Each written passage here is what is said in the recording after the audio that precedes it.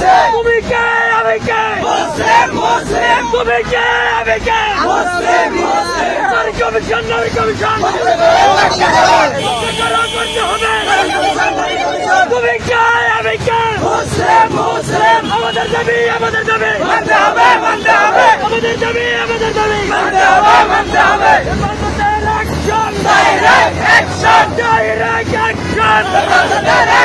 ফিলিস্তিনে হামলা কেন জাতিসংঘের জবাব চাই সবাই দেখবে